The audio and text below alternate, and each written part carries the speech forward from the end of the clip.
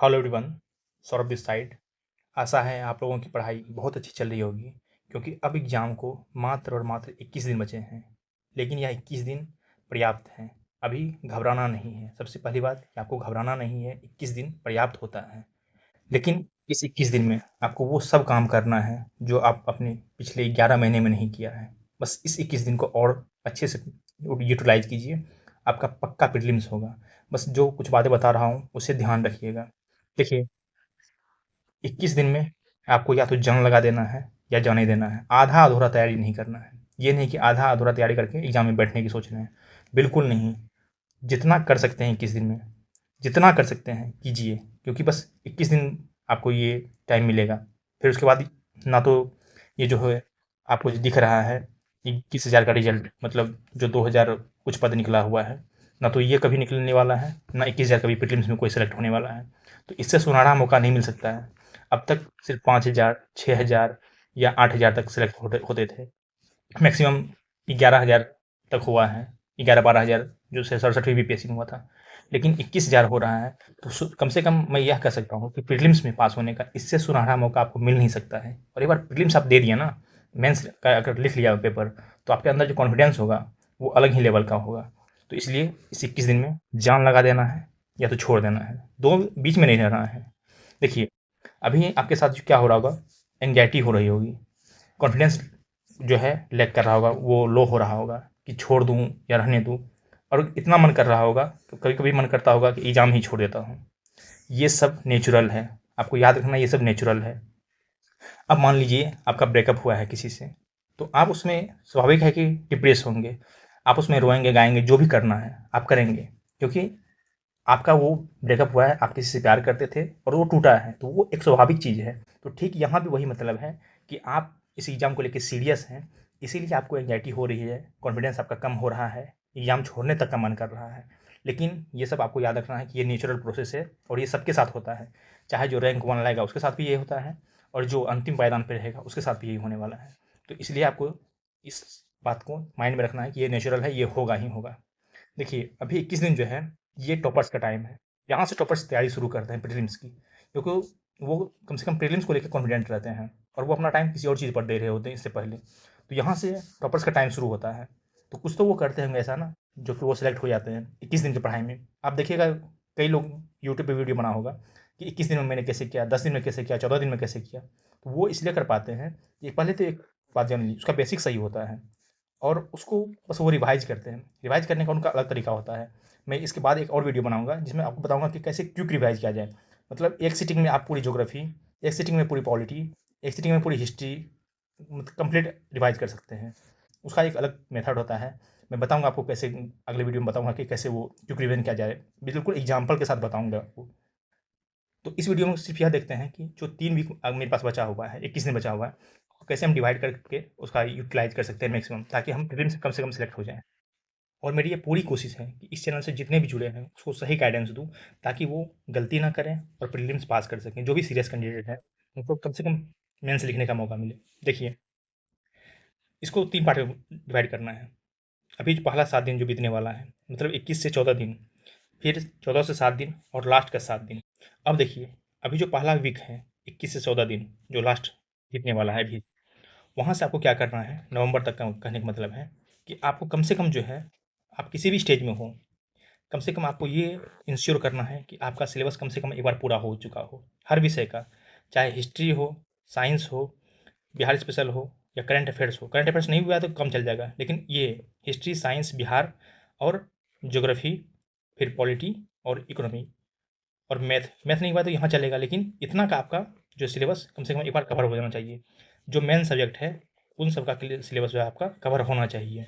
ठीक, देखिए, उसके बाद क्या करना है, अगर मॉक टेस्ट आप लगा रहे हैं तो आपको नवंबर तक में मॉक टेस्ट फुल कर लेना है, उसका टच नहीं करना है। जो मॉक टेस्ट करना है, नोट्स बनाना है, उसको एनालाइज करना है, जो भी करना है आपको ये नवंबर तक ये सब काम करना है। उसके बाद रायता नहीं फैलाना है। अब समय है कि रायता समेटने का टाइम है, फैलाने का टाइम नहीं है। उसके बाद क्या करना है, अगर आपकी तैयारी हो चुकी है, एक स्टेज आप आगे निकल चुके हैं, एक बार सिलेबस कवर कर लिया या 2 बार कर लिया है, तो आपको क्या करना है, रिवर्स इंजीनियरिंग करना है। कैसे?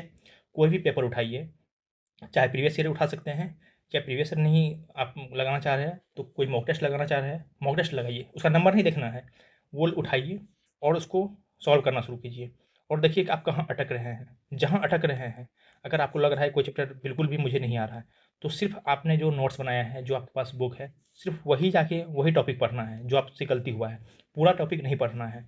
तो ये होता है रिवर्स इंजीनियरिंग मेथड।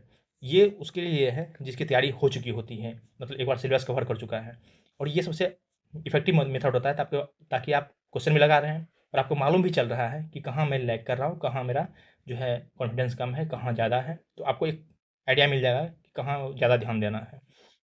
और सबसे बड़ी बात कि आपको जो है प्रायोरिटीज़ फिक्स करनी है। बिल्कुल आपको प्रायोरिटीज़ फिक्स करनी है, किसकी? टॉपिक्स की। अभी सब पे बराबर ध्यान नहीं देना है। जो ज़्यादा आ रहा है, जो हाई यील्डिंग टॉपिक है, हाई यील्डिंग टॉपिक उस पे आपको ज़्यादा ध्यान देना है और जो भी टॉपिक हाइलाइटिंग नहीं है, मतलब जो कभी-कभी आता है या कभी आया ही नहीं है, उसको छोड़ना है अब। अब ये सीखना है कि किसको पढ़ना है और किसको छोड़ना है, ये भी एक कला है। क्योंकि अगर सबके चक्कर में गए, तो जो आप कर सकते थे, वो भी छूट जाएगा। जो आपका स्ट्रॉन्ग पॉइंट है, आपका मान लीजिए हिस्ट्री आपका बहुत स्ट्रॉन्ग है, इसको स्ट्रॉन्ग ही करना है और मान लीजिए आपका ज्योग्राफी कमज़ोर है, तो इसको धीरे-धीरे करके एक मिनिमम लेवल तक पहुँचना है। देखिए, आपका टारगेट क्या होना चाहिए कि कहीं न कहीं मेरा 95 प्लस आ जाए, 95 प्लस आ गया, सिलेक्शन हो जाता है। आपका 95 प्लस टारगेट करना है। तो जो एचएसबीसी है, हिस्ट्री, साइंस, बिहार स्पेशल और करंट, इसमें आपको ध्यान रखना है कि कहीं न कहीं आपको 80% के स्ट्राइक रेट को अचीव करना है। समझ समझ गए? अगर 10 प्रश्न है तो इसमें से 10 प्रश्न कोई आ रहा है तो 8 प्रश्न आपको हर विषय का, हर टॉपिक का सही करना है। और जो बाकी रेस्ट जो है, ज्योग्राफी है, इकोनॉमी है या पॉलिटी है, तो पॉलिटी में तो आपको ट्राई करना है कि 10 में 10 सही करें या 8 सही करें, इसमें भी 80% स्ट्राइक रेट रखना है और मैथ्स पे ध्यान देना है। यहाँ भी आपको 10 क्वेश्चन में 8 क्वेश्चन सही करना है, ठीक। बाकी बचा ये दोनों, तो इस दोनों में क्या है ना कि आप 5 भी सही कर ले, 10 में 5 भी सही कर लें, तो आपका काम निकल जाएगा। आपको मेन क्या करना है, आप अभी जहाँ भी पहुँच रहे हैं, 75 आ रहा है नंबर, 80 आ रहा है, 95 आ रहा है, उसको मैक्सिमाइज़ करना है। और एक वीडियो मैं इसी चैनल पर अपलोड करने वाला हूँ, जो कि अ, ये बताएगा आपको कि कैसे स्मार्ट गैसिंग करते हैं। वो आपको जो 69 बीपीएससी हुआ था, उसमें सबसे टफ बीपीएससी माना जाता है प्रीलिम्स की दृष्टि से। यहाँ मैंने बताया है कि कैसे आप 30-35 क्वेश्चन बिना कुछ पढ़े, बिना कुछ ज़्यादा जाने आप सॉल्व कर सकते हैं, सिर्फ बेसिक नॉलेज से सॉल्व कर सकते हैं और वो किसी बुक में नहीं है, फिर भी आप कर सकते हैं सॉल्व। तो वो वीडियो आप एक बार देख लीजिएगा। तो क्या करना है आपको, प्रायोरिटीज़ फिक्स करना है टॉपिक्स का, फिर नोट्स, जो आप नोट्स हैं उसी को ध्यान दीजिएगा जो आपके पास है और पर्सन, किससे बात करना है, किससे नहीं करना है, किसी से झगड़ा नहीं करना है, ये सब चीज़ों पर ध्यान रखना है, किसी से आर्ग्यूमेंट नहीं करना है। तो आपको अपनी प्रायोरिटीज़ फिक्स करनी है। फिर जो अगला वीक होगा, उसमें आपको क्या करना है, अब हर चीज़ को अरेंज करना है। आपको हमेशा उस दृष्टि से देखना है कि जो अंतिम वीक होगा, उसमें हम इस चीज़ को कवर कर पाएँगे या नहीं कर पाएँगे। तो आपको वही पढ़ना है। तो आपको जो है लास्ट वीक के लिए हर चीज़ अरेंज कर लेना है। देखिए लास्ट वीक में बहुत ज़्यादा एंग्जायटी होगा आपको, बहुत ज़्यादा एंग्जायटी होगा, उसमें पढ़ा ही नहीं होगा। लेकिन अगर आप पहले से अरेंज करके रखे हैं, आप पहले से प्लान करके रखे हैं, लिख के रखे हैं, तो आप आराम से कर लीजिएगा। आप बिल्कुल ट्रैक पे रहिएगा। यहाँ एक बार सिलेबस कंप्लीट कर लिए, तो आपको यहाँ जो है कम से कम 3 बार रिवीजन कर लेना है। जो भी इम्पोर्टेंट टॉपिक है, इम्पोर्टेंट सब्जेक्ट है, उसका 3 बार कम से कम रिवीजन आपको यहाँ कर लेना है, ठीक? आपको रिवीजन मैं बताऊँगा ना अभी कि कैसे रिवीजन करना है। जो वीडियो नेक्स्ट आएगा, चीज़ को फ़ॉलो कर लिए, तो इतना क्विक रिवीजन होगा और इतना इफ़ेक्टिव होगा कि आप कभी भूलेंगे नहीं उस चीज़ को। और हाँ, HSBC, history, science, Bihar special और करंट, अगर 3 सीटिंग आप लगा रहे हैं, तो 2 सीटिंग इसके लिए बैठना है। मान लीजिए सुबह, दोपहर, शाम पढ़ रहे हैं, तो सुबह, दोपहर इसको देना है, फिर शाम में इसको देना है, ठीक? और बीच में 1 घंटा ये मैथ, पॉलिटी, इकोनॉमी और ज्योग्राफी है। तो ये 10-10 प्रश्न सबका आता है, मतलब इससे 40 नंबर का प्रश्न आता है और इससे आता है 100-110 नंबर का प्रश्न आता है। 1 आवर आपको रखना है एक्टिव रिवीजन के लिए। एक्टिव जो है रिवीजन क्या होता है, एक्टिव रिकॉलिंग क्या होता है, ये मतलब है कि आपको वो बुक जो है, जो भी बुक आपने लिया है, उसको सिर्फ टॉपिक के नाम से आपको रिकॉल करना है कि कौन सा, इसमें क्या क्या दिया है, इसमें क्या। मान लीजिए आप संतुलित काल पढ़ रहे हैं, तो गुलाम से लेके लोधी तक आपको बस एक्टिव रिकॉल करना है। और अगर शुरुआती स्टेज में है ना, तो सिर्फ टॉपिक लिखना है, सिर्फ टॉपिक लिखना है और शासक का नाम लिखना है। अब मान लीजिए कुतुबुद्दीन ऐबक लिख दिए, फिर इल्तुतमिश लिख दिए, रज़िया सुल्तान लिख दिया, आराम शाह लिख दिए, समझ रहे हैं, बलबन लिख दिए। तो इस तरह आपको सिर्फ नाम लिखना है और उसके बारे में याद करना है। इसको कहते हैं एक्टिव रिकॉलिंग, एक्टिव रिवीजन, ठीक। और हाँ, लास्ट वीक जब आएगा, जब यहाँ आप हर चीज़ अरेंज कर लेंगे, तो उसको बस फाइनल टच देना है। यहाँ के लिए आप ज़्यादा समय जो है लास्ट वीक के लिए ज़्यादा चीज़ छोड़िएगा नहीं, क्योंकि यहाँ एंग्जायटी होगा, यहाँ पढ़ाई कम होगा, एफिशिएंसी कम हो जाता है यहाँ। तो इसमें क्या है ना, आपको स्टैटिक पे भी उतना ध्यान देना है, करंट पे भी उतना ध्यान देना है, क्योंकि करंट अब यह महत्वपूर्ण हो जाता है। करंट को अब जो है याद करना बहुत ज़्यादा ज़रूरी होगा। और प्रीवियस ईयर क्वेश्चन को बार-बार पढ़िएगा लास्ट वीक में। प्रीवियस ईयर क्वेश्चन जो ओरिजिनल है, मतलब अगर 67 का पेपर निकाल लीजिएगा, 68 का, 69 का, इस तरह से। ये नहीं कि जो बुक दिया गया है उसका नहीं, उसके प्रीवियस ईयर क्वेश्चन मत पढ़िएगा लास्ट वीक में, और इसको लगाने की कोशिश कीजिएगा। ठीक, इसको लगाने की कोशिश कीजिए, इस पे दिमाग लगाइएगा कि कैसे प्रीवियस ईयर क्वेश्चन सॉल्व होगा। दिमाग यहाँ लगाना है, एक-एक प्रश्न पे देखना है कि इस पे ये कैसे सॉल्व हो सकता था। मेरे पास नॉलेज की कमी है, तो नॉलेज की कमी है तो जाके वो टॉपिक पढ़ लेना है। अगर गेस वर्क में देखना है कि आपको कहाँ 50-50 आप मारते हैं, ज्योग्राफी में अगर 50-50 मारते हैं तो आपका सही होता है या नहीं होता है। तो जिसमें आपका जो है 50-50 मारने पे सही हो जा रहा है, तो उस पे चांस लेना है, क्योंकि ये कभी भी आज 50-50 अगर 2 ऑप्शन आप छाँट दिए, तो अगर एक मारिएगा तो यहाँ से पॉजिटिव नंबर आने का संभावना ज़्यादा होता है। तो इसलिए आपको ये हर चीज़ जो है आपको फाइनल कर लेना है कि एग्ज़ाम में हमको कितना प्रश्न सॉल्व करना है, कितना चांस लेना है, किस विषय में चांस लेना है, ये सब फाइनल करने की चीज़ है। तो प्रीवियस ईयर क्वेश्चन देखिएगा।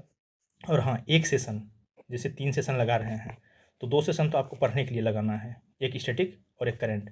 और 1 सेशन जो है, यहाँ आपको बिल्कुल एक्टिव रिकॉलिंग के लिए लगाना है।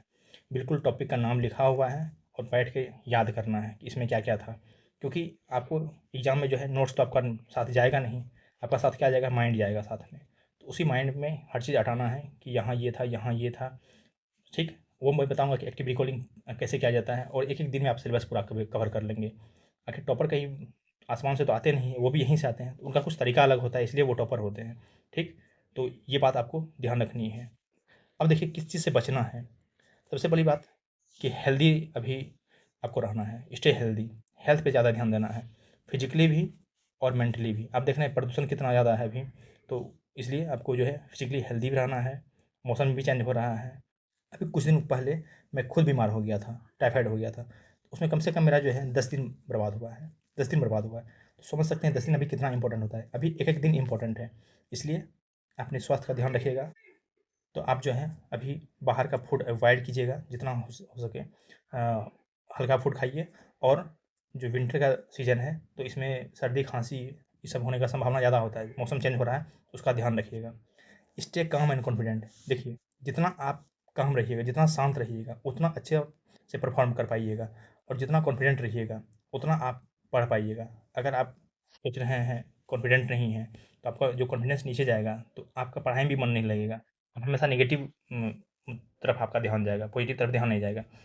आप सोचिए कि आपको बस ये ध्यान हमेशा रखना है, इस बार 21,000 का जो प्रीलिम्स होने वाला है, तो उसमें तो मेरा पक्का होगा। यार 5,000 6,000 में नहीं हो रहा था, ठीक है, लेकिन 21,000 में तो मेरा होगा, इतना भी बेकार नहीं हूँ मैं।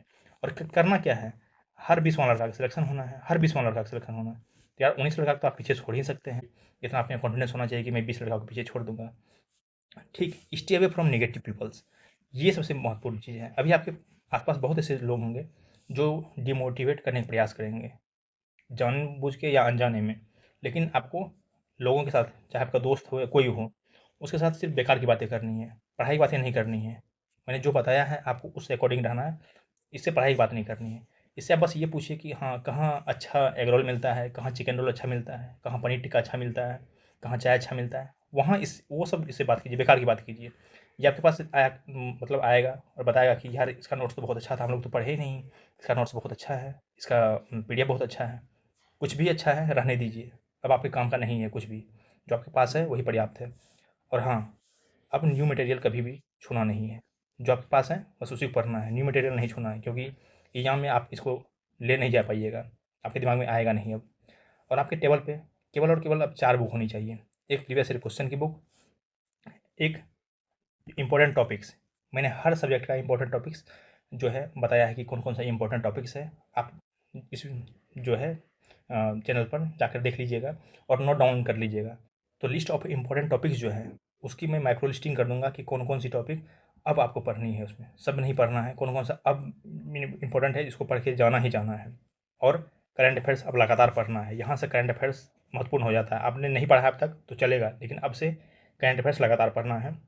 और बिहार स्पेशल को भी इम्पोर्टेंस देना है, क्योंकि बिहार स्पेशल अब क्रूशियल हो चुका है। ये भी बहुत ही जो बाहर के बच्चे हैं उनके लिए समस्या खड़ी करने वाला है।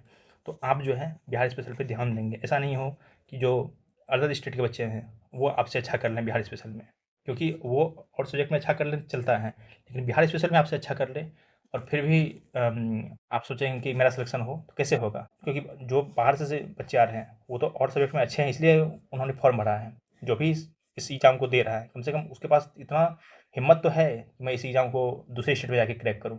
तो इसलिए उसका सब्जेक्ट स्टैटिक अच्छा होगा, करंट भी वो कर लेगा, बिहार स्पेशल में थोड़ा-सा वो लैग करेगा, तो आप यहाँ लीड ले सकते हैं। और अगर आप बाहर से बच्चे हैं, तो बिहार स्पेशल पे ध्यान दीजिएगा तो आपका पक्का सिलेक्शन हो जाएगा।